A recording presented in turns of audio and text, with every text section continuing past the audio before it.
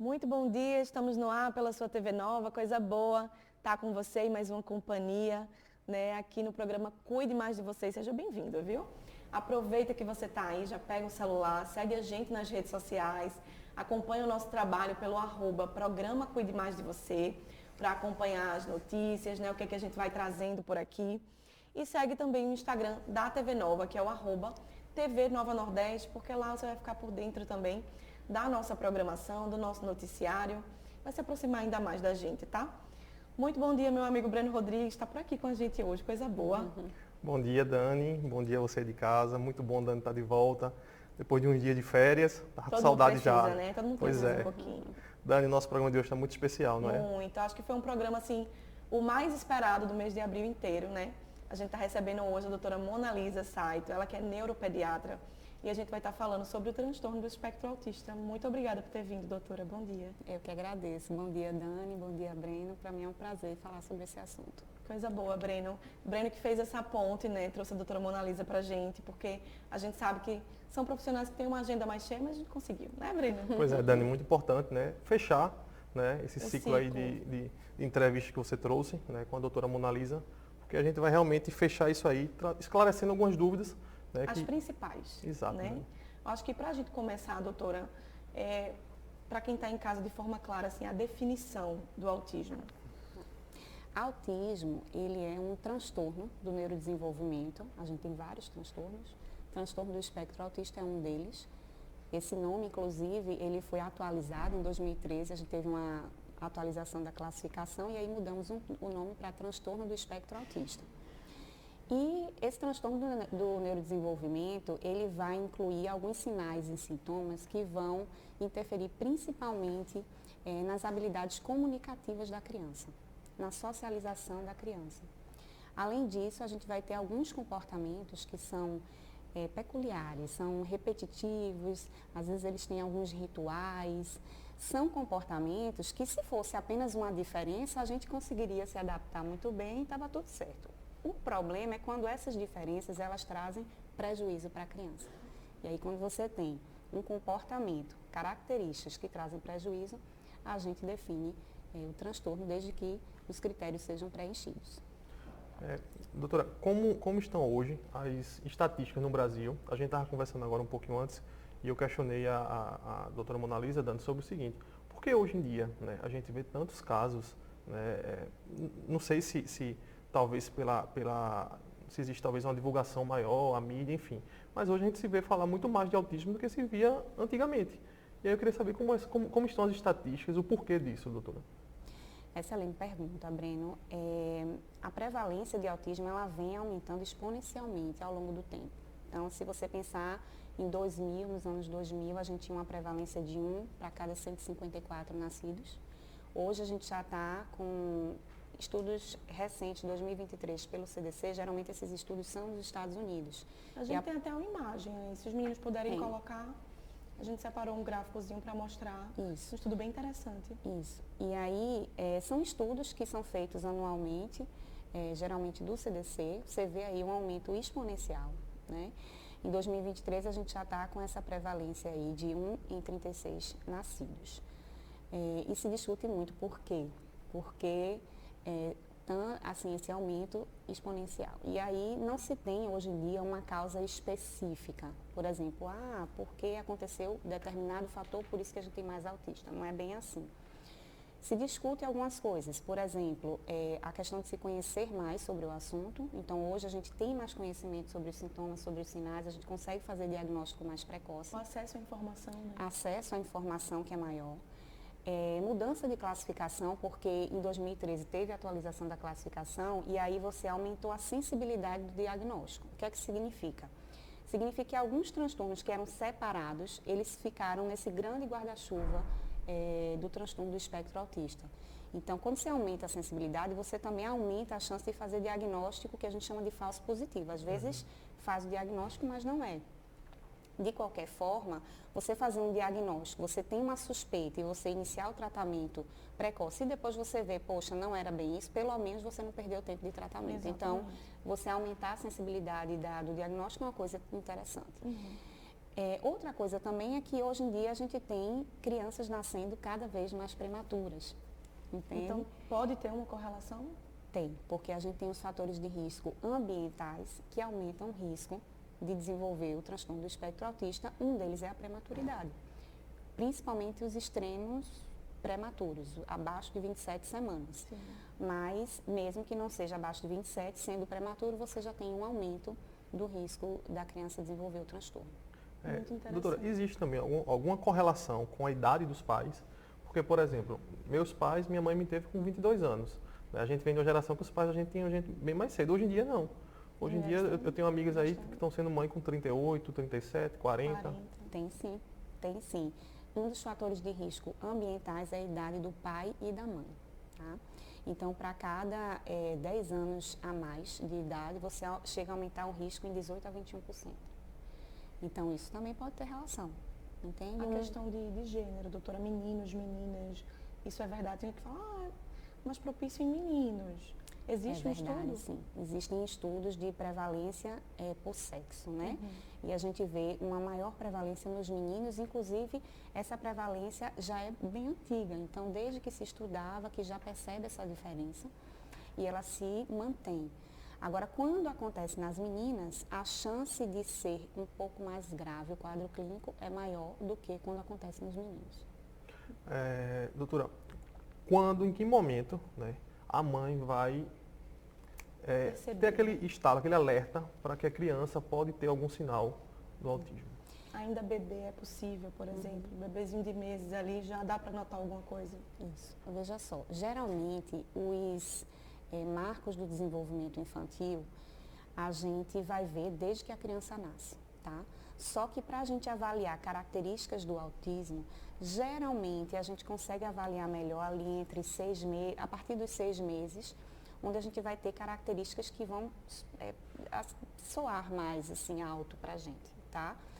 A gente tem alguns sinais, por exemplo, 2 meses, ele olhava nos seus olhos, mas veja, se ele não olhava, difícil fazer um diagnóstico de autismo com 2 meses de idade. Né? Difícil também você indicar um tratamento específico para autismo porque a criança não olhava nos olhos, não é bem assim. Mas a partir dos 6 meses a gente consegue ver mais sinais. A mãe, ela precisa estar, primeiro, atenta com o acompanhamento pediátrico dos seus filhos. Então, o pediatra, ele tem um papel importantíssimo nesse diagnóstico. Porque a consulta com o pediatra envolve a análise de desenvolvimento.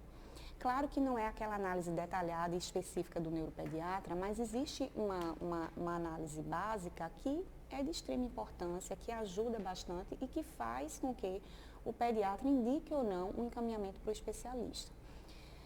Os pais, o que é que eles podem observar? Observem a comunicação dos seus filhos. Quando você chama seu filho, ele olha para você rapidamente. Não é quando quer. Uma criança de 6 meses, ele tem que fixar bem o olhar. Ele tem que olhar bem nos olhos dos pais. Já entende o nome, né? Já entende, você chama, ele já olha para você, entende? É uma criança que, quando está num ambiente com outras crianças, ela busca as outras crianças para brincar com ela. Ela aceita o ambiente social. Quando você diz assim, filho, 1 ano de idade, filho, pega essa bolinha para mim, dá para mim o brinquedo. Ele está dando, ele está respondendo os comandos, porque ele tem que estar fazendo isso. Então, se você observa que seu filho não está se comunicando muito bem, isso é um sinal bem assim, de alerta que precisa procurar ajuda, sim. A questão da falta do olhar, que é tão falado isso. Toda criança dentro do espectro autista, ela vai ter essa dificuldade de sustentar o olhar, doutora? A fixação do olhar é uma das habilidades comunicativas. Então, quando você vai avaliar a comunicação, a gente precisa avaliar a comunicação verbal, não verbal. Por exemplo, vou dar um exemplo a você. Uma criança que é surda-muda, tá? Ela geralmente utiliza muito bem os outros sentidos. Então, ela tem outros objetos para se comunicar. Ela vai fixar muito bem, ela vai olhar nos seus lábios, entende? Por que eu estou falando isso? Porque o autista muitas vezes tem atraso de fala, né? E mesmo com esse atraso de fala, e mesmo sem ouvir alguém chamando, ele não fixa esse olhar. É uma regra? Não é uma regra. Tem uns que fixam melhor. Quando a gente fala de espectro, a gente vai falar de diversas formas de apresentação. Tá? E uma criança, um autista que é muito bem trabalhado, ele tem uma ótima fixação de olhar. Então, é uma das habilidades comunicativas que frequentemente está prejudicada, mas principalmente nos bem trabalhados a gente consegue melhorar isso.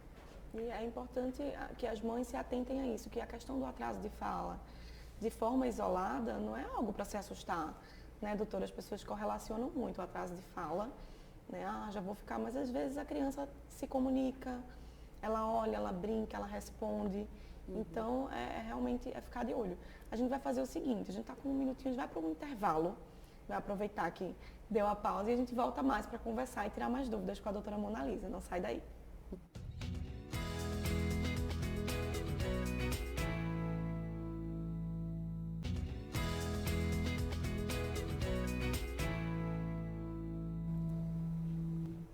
Estamos de volta com o programa Cuide Mais de Você e agora é hora do nosso momento Cuide Mais do Seu Sorriso. E a minha dica de hoje é para as pessoas que têm dúvida da frequência da ida ao consultório odontológico. Doutor, de quanto tempo eu tenho que ir ao dentista? E a resposta é, todo mundo deveria ir ao dentista pelo menos a cada 6 meses, tá? Para que a gente consiga fazer uma avaliação, fazer uma manutenção, fazer uma profilaxia e estar sempre acompanhando aí a sua saúde bucal. Então, a resposta é, a ida ao dentista deve ser pelo menos a cada 6 meses. Essa foi a minha dica de hoje, Dani. Venha-se embora, Breno, para a gente voltar aqui a conversar. Para você que está sintonizando aí agora na TV Nova, estamos entrevistando a neuropediatra, a doutora Monalisa Saito. Ela que está aqui tirando dúvidas sobre o transtorno do espectro autista, para a gente fechar um ciclo bem lindo, assim, de tantas informações que a gente vem trazendo aqui, né, Breno? A gente estava conversando nos bastidores, que muitas mães chegam no consultório falando muito do atraso de fala, né, doutora? E assim, é a queixa principal, né? Exatamente. É uma queixa muito frequente. Geralmente os pais chegam, às vezes, nem pensando em autismo. Pensa no atraso de fala. Eu vim aqui porque meu filho não está falando. E às vezes eles, como a gente tem muita informação, às vezes eles já chegam, não, eu acho que pode ser autismo porque ele faz isso, isso e aquilo. Mas é extremamente importante a gente enfatizar que o atraso de fala, ele é um sintoma muito frequente do transtorno do espectro autista, principalmente nessa fase inicial, porque as habilidades comunicativas da criança estão prejudicadas. Para a gente falar, a gente precisa ter outras habilidades bem desenvolvidas. A gente precisa fixar bem o olhar para a gente ver como é que o outro está falando, a gente precisa socializar para saber o que é que as pessoas falam e em quais situações aquelas palavras e frases são usadas. E a gente precisa ter tudo isso bem organizado para a gente conseguir reproduzir a fala, porque fala não é uma coisa fácil inicialmente, depois a gente automatiza, mas inicialmente não é. Então, é um sintoma importante, a gente precisa sim procurar ajuda, mas é importante frisar que nem sempre o atraso de fala está relacionado com o autismo. Lembrem-se que autismo é uma dificuldade nas habilidades comunicativas como um todo, não é só uma coisa de fala. Então, existem alguns transtornos específicos de fala que não estão relacionados com o transtorno do espectro autista, necessariamente. É buscar ajuda, gente. Isso. Viu que está chegando um ano ali, não está, né? Não está falando, independente disso, né, doutora? Ter um acompanhamento com fono é de extrema importância nesses momentos. Exatamente. Lembrar que com um ano a criança já deve estar falando várias palavras soltas, mais de 50, 100 palavras soltas. Aos 2 anos a criança já deve estar formando frases pelo menos com 2 palavras. Se não estiver fazendo isso, é importante procurar ajuda. A gente tem uma arte que os meninos até colocaram, mas eu queria que a gente lesse mesmo os tópicos, que eu achei muito interessante, né, Breno? Esse 6 meses, né, 9 meses, os marcos, não é isso, doutora? Aos 6 meses, a criança, ela já deve estar falando já deve estar fazendo algumas expressões. Então, se aos 6 meses ela tem poucas expressões faciais, baixo contato visual, ausência do sorriso social, pouco engajamento social, são sinais de alerta, de procura de ajuda, né? Aos 9 meses, se ela não estiver trocando turno, ou seja, eu falo uma coisa e o outro ouve, o outro fala e eu espero, essa troca de turno comunicativa. Se ela não estiver fazendo, não está balbuciando, não olha quando é chamado, não olha para onde o adulto aponta, que é a atenção compartilhada, ou não imita, também são sinais de alerta. Aos 12 meses, 1 ano de vida, a ausência de balbucios ou quando a criança não apresenta gestos, de dar tchau, mandar beijo, não fala mamãe e papai, a ausência de atenção compartilhada também são sinais de alerta. Ou se em qualquer idade a criança perdeu habilidades.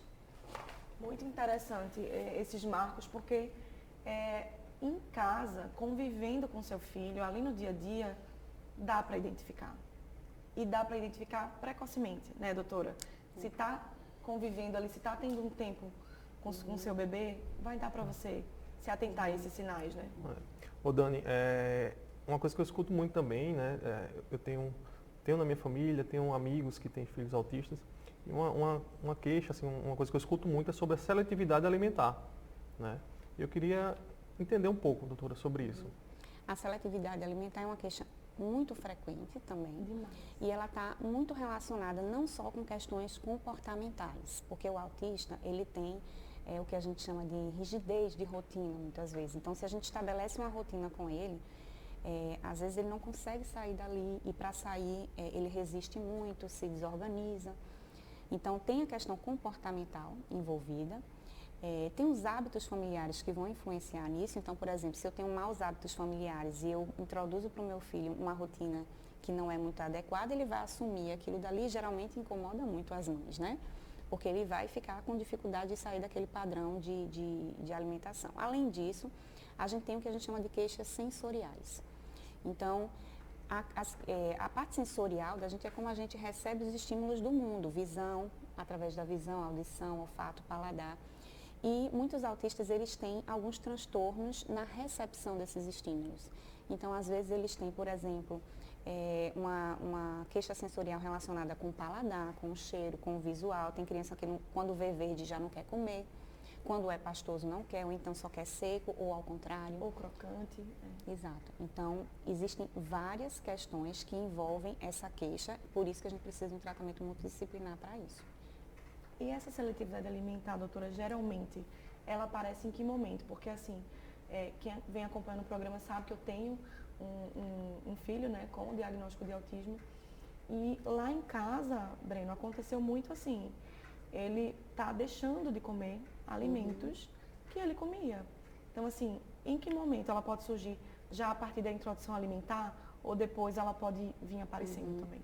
Normalmente não surge já na transição. Não. Geralmente acontece um aparecimento posterior, mas geralmente é ali nos primeiros anos de vida, 2, 3 anos, às vezes um pouco mais tarde. Não é uma regra, não existe uma regra para isso, esse início ele é variável. Entendi. Após esse diagnóstico, né, a mãe levou para um neuropediatra, avaliou, o que é que vocês avaliam naquele momento do diagnóstico, e após isso, como é que essa criança vai, qual é a equipe multidisciplinar, assim, que é importante que essa criança tenha o acompanhamento? Em relação ao diagnóstico, Dani, essa tua pergunta, ela é excelente, porque existem algumas coisas que a gente precisa esclarecer muito bem. O diagnóstico de autismo, primeiramente, ele é clínico. Então, eu não preciso pedir um exame, seja de imagem, de sangue, genético, para fazer diagnóstico de autismo. Muitas mães chegam para mim, doutora, não tem um exame genético que a gente faça e que lá mostre a criança tem autismo? Não, não tem. Apesar da gente ter fatores genéticos relacionados com a causa, são fatores que estão relacionados, eles não entram como causa única. Então, uma pessoa ela pode ter predisposição genética e não desenvolver o transtorno, entende? Não é uma regra. O diagnóstico é clínico, ou seja, eu tenho critérios clínicos que eu preciso preencher para dar o diagnóstico. E os critérios precisam ser preenchidos. Então, por exemplo, às vezes uma mãe chega assim, doutora, meu filho está andando na ponta do pé, ele é autista, né? Não é assim. O andar na ponta do pé é um comportamento que você pode encontrar no transtorno do espectro autista, mas você pode encontrar em crianças que não têm transtorno e crianças com outros transtornos também. Então, todos os critérios precisam ser preenchidos. E quais são, basicamente? O primeiro critério está relacionado com as dificuldades nas habilidades comunicativas e sociais, e aí a gente vai avaliar várias habilidades em consulta. O segundo critério está relacionado com os comportamentos repetitivos, restritos, rituais, hiperfoco. Né? Quem bem convive com a criança autista sabe que isso acontece. Esses comportamentos, eles têm que trazer prejuízo para a criança, senão você não configura transtorno. Tem que ter prejuízo, seja funcional, social, emocional, tem que haver. Ele não pode ser bem explicado por outros transtornos. Isso é muito importante. Porque, por exemplo, um deficiente intelectual, ele pode assumir alguns comportamentos que a gente encontra no transtorno do espectro autista e não ser autista. Entendi. Ele pode ser autista também pode, até porque na nova classificação, no CID-11, você tem lá autistas com e sem deficiência intelectual. Mas para a gente ter cuidado também, que existem outros transtornos que podem ter ali alguns comportamentos autísticos. Entendi. Uso de medicamento, doutora, em que momento essa criança ela vai precisar ali usar o medicamento? Toda criança com esse diagnóstico precisa? O medicamento faz parte do tratamento. Enfatizar aqui que o tratamento é terapêutico, multidisciplinar. A terapia mais bem consolidada do ponto de vista de eficácia é a terapia ABA. Você pode ter outros profissionais agregando nesse tratamento, como psicólogo, fono, terapeuta ocupacional, psicopedagogo, integração sensorial que é feito pelo terapeuta ocupacional. E os medicamentos, eles não são obrigatórios e só são feitos a depender dos sintomas. Então, por exemplo, crianças autistas que estão muito desorganizadas do ponto de vista de comportamento, às vezes com agressividade, às vezes eu preciso medicar, porque senão eu não consigo que essa criança desenvolva bem. Tem criança até que não consegue ficar no ambiente escolar, por exemplo. Então, existem alguns sintomas que a gente precisa ajudar, senão fica difícil dar conta disso tudo só com terapia, lembrando que isso são em alguns casos, não são todos que são E tem assim. a questão dos níveis também, né, doutora? Isso. Né, os níveis de suporte 1, não é isso? Isso, Isso realmente existe. Atualmente se fala hoje de níveis de suporte 1, 2 e 3. 1 são os mais independentes, que adquiriram mais habilidades. O 3 são os que precisam de maior suporte, são mais dependentes. E o 2 fica ali entre esses dois extremos. Dani, o que eu tinha perguntado à doutora foi justamente isso. Se era possível uma criança que está ali no 3 migrar para o 2 ou para o 1? Sim, muito entendeu? importante.